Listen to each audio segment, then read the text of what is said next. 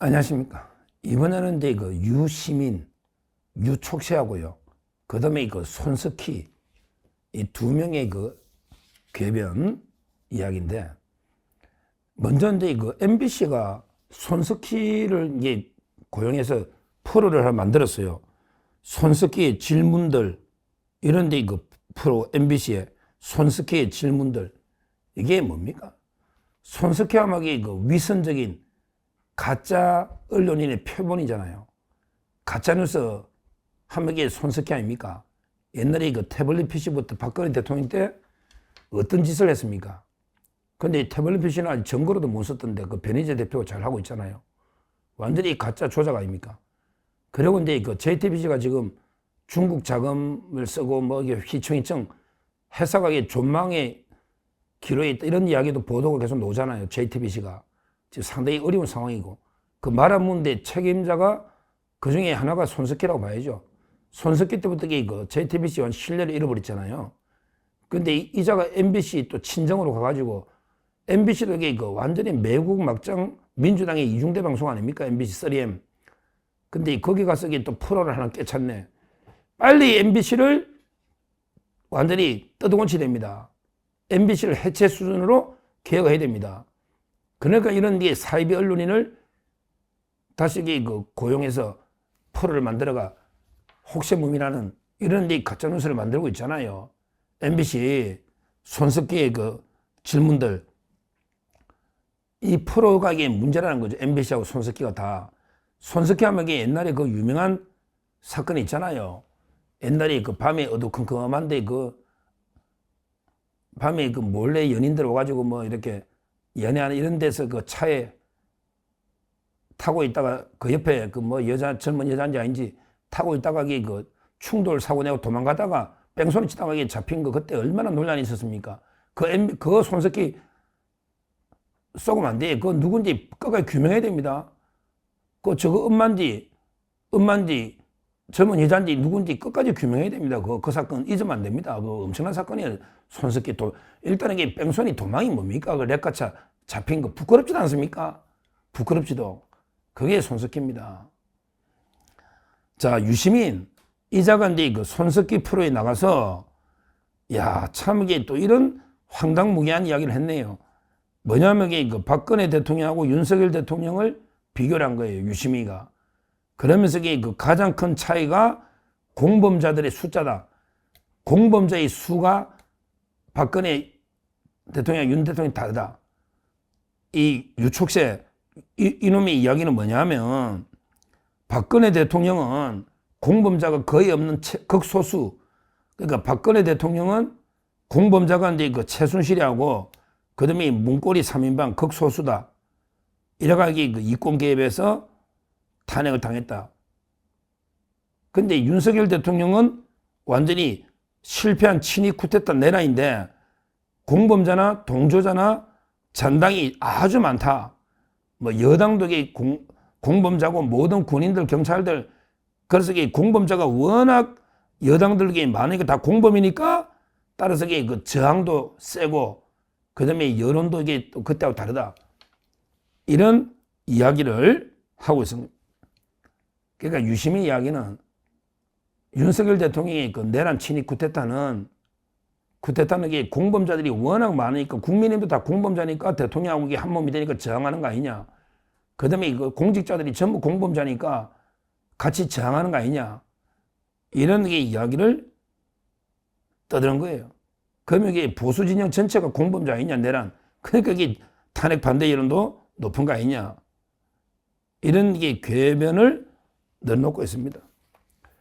참 이게 이자가 60이 넘으니까 완전히 뭐 내가 썩는다고 저는 보는 내가 썩는다.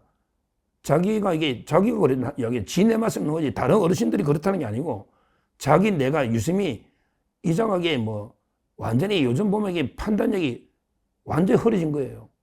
유심히 보면 헛소리를 이게 얼마나 하는지. 일단 두 개 한번 보자고요. 박근혜 대통령이 뭐 공범자가 이게 적고 뭐 부패했다 뭐 이러는데요. 지금 박근혜 대통령이 그만큼 이게 깨끗한 대통령이 있습니까?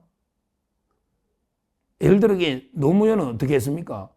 노무현은 수사받다가 이게 극단적인 선택했는데 그 전에 딸도 처벌됐잖아요.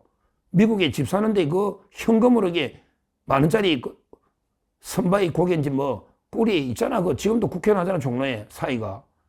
그 외에도 아들이나 누구는 얼마나 받은 혐의가 박연차부터 한두 명입니까? 그 시계는요? 시계는 이게 어떻게 됐냐고요? 그러고 극단적인 선택하는데 그게 잘한 겁니까? 잘한 건 아니잖아요. 아니, 수사받다가 극단 선택이 잘한 건 아니잖아요. 왜 미화하는데? 왜 미화를 시키냐고. 문재인은요, 문재인에게 현금으로 보낸 게 문다이나 문준영이 수사가 왜 안 됩니까? 사회를 갖다가 그냥 일도 안 하는 비행기 피자도 모르는 놈 서창호 사회해가지고 2억 이상 돈 받아먹은 거, 이게 문재인이잖아요. 왜 기소 안 합니까? 그런데 박근혜 대통령이 결국 받아먹은 게 뭐 있어요? 아니, 박근혜 대통령이 말을 한번 탄 적이 있나? 정유라 씨가 뭐 딸도 아니고 뭐 말 한번 탄 적이 있냐고. 10원 하나 받아먹은 게 어딨냐고요. 제가 단언합니다. 아마 우리 역대 대통령 중에 깨끗하기만 보면요, 윤 대통령과 박근혜 대통령이 제일 깨끗할 겁니다. 윤 대통령도 결혼할 때 뭐 돈이 어딨냐, 그 돈 다 써버리고, 가면 그냥 후배들 밥 사주고 술 사주고, 돈은 돈 욕심이 없잖아요. 윤 대통령이. 박근혜 대통령도 그게 가족이 있나 뭐가 있나, 돈 욕심이 없잖아요. 그런데 어디서, 그 문고리 사인방이 뭐 했는데요? 정호성은 지금도 대통령실의 비서관이잖아요. 정호성. 뭘 했냐고, 뭘 잘못한 게 있는데요? 지금 뭐 있냐고. 아무것도 아닌가. 그때 가짜뉴스로 나라를 뒤흔들어놨지. 지금 보면 이게 아무것도 아니잖아요. 지금 보면. 그런데 마치 이게 뭐 문고리 3인방 최순실도 이게 뭐 있냐고. 전부 안민석이나 다 가짜뉴스 퍼뜨려한 거지. 재산이 몇 조라고. 재산 어디 있냐고. 어디서 정유라 씨가 얼마나 힘든지 한번 보라고요. 일단 이게 박근혜 대통령이 뭐 소수 척건이 공범죄 적어서 부패했다. 이 자체가 이게 말도 안 되는 궤변을 늘어놓고 있는 거예요. 그리고 이제 지금 윤석열 대통령, 아니, 친위 쿠데타 내라고 떠드는데, 근데, 그러면 뭐, 헌법재판에 내란죄도 빼버리고요. 지금 이제 형사재판도 공수기각으로 끝날 것 같은데, 여기에 무슨 내란이 있는데? 아주 법도 모르는 유시민이가 떠드는데요. 내란죄가 뭔지도 모르는 놈이에요. 내란죄가 뭔지도, 국헌문란의 목적이 뭔지도, 아니, 대통령의 비상대권이 뭐가 내란이 됩니까? 내란은. 그러기 뭐 영구집권 쿠데타 말도 안 되는 소리를 떠들고 있는 이게 유시민이고요. 그러기 공범이 많다는데 누가 공범이냐고. 그러면 제가 윤석열 대통령 옹호하면 저는 내란 공범입니까? 전부 내란입니까? 우리 보수가 다 내란입니까? 말도 안 되는 소리를 지금 유시민이가 떠들었다. 이렇게 보고 있고요. 그러면서도 뭐 자기는 그러네. 지금도 유시민이가 또 이런 말을 했어요. 평소에 나는 사법부는 잘 안 믿는다. 그러나 아무리 사법부가 문제라도 이번에는 확실하다. 이번에는 8대0이 인용이 확실하다. 이번까지도 인용 안 되면 우리 공동체 자체가 성립할 수 없다. 유지를 못한다. 평소에 그러니까 나 사법부 잘 안 믿지만 그래도 최소한의 양심이 있다면 이번에는 8대0 인용이 분명하다. 그래야지 대한민국이 존속한다. 안 그러면 공동체가 무너진다. 이런 이야기를 떠들고 있어요. 손석희하고 대담하면서. 참 이게 8대0으로 인용하면 대한민국이 잘 유지되겠다. 기가 가면 무너지고. 이런 게 불복입니다. 이런 게 자기들은 절대 탄핵 기각 때문에 승복 안 합니다. 이자들이 거리로 광장 뛰노가 난리칠 겁니다. 그때가 이제 진짜 체제전쟁입니다. 아직은요, 체제전쟁 시작도 안 된 거예요. 진짜 이게 대통령이 탄핵 기각되고 복귀하고, 그러면 또 좌파들이 이제 본색을 설금설금 바퀴벌레 연탄가처럼 놓습니다. 놓으면 광장에 놓아가지고 또 뭐 대통령을 규탄하고 하려고 할 거예요. 이때가 진짜 체제전쟁입니다. 이때부터 제2의 건국정이 본격화되는 거예요. 이제까지는 전초전이고요. 진짜 전쟁은 탄핵이 기각돼 대통령이 복귀했을 때 좌파들이 불복하고 엄청나게 또 뛰어놀 겁니다.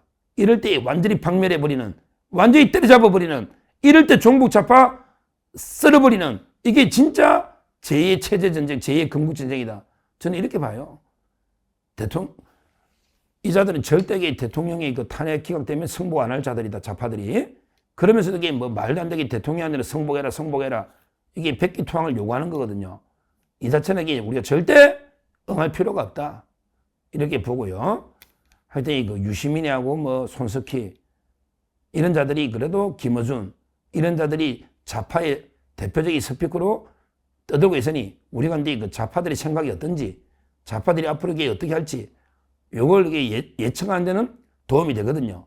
그래서 제가 유심히 그 김어준이나 또는 이게 유시민이나 또는 이제 그 구도소에 있더라도 자주 이게 편지 쓰는 조국이나 계속 이 관심을 가지고 저희가 살펴보는 이유가 거기 있는 거예요.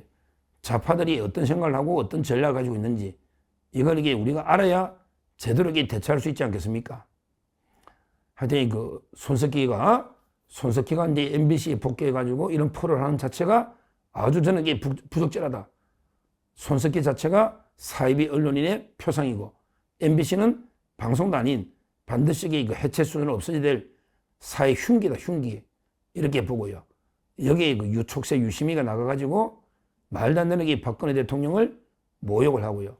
그 다음에 그 윤석열 대통령에 대해서 황당무계한 친위 쿠데타 뭐 실패한 운운하는 이거야말로 이게 진짜 망언 중에 그 망언이다. 이렇게 그 제가 규탄을 하고요. 가장 중요한 거는 이제 그 대통령이 복귀하면요. 진짜 그 좌파들하고 전면전이 벌어집니다. 그럴 때 이제 김어준이나 유시미가 떠들거든요. 진짜게 그 전면전이 벌어질 때 우리가 그때가 바로 이게 제일 중요한 체제전쟁으로 확실하게 저희 대비했다가 그때 좌파들이 놓으면 완전히 박멸 때려잡아야 된다. 이렇게 말씀드립니다. 감사합니다. 저는 오로지 국민 여러분만 믿고 신명을 바쳐 자유 대한민국을 지켜낼 것입니다. 저를 믿어 주십시오. 감사합니다.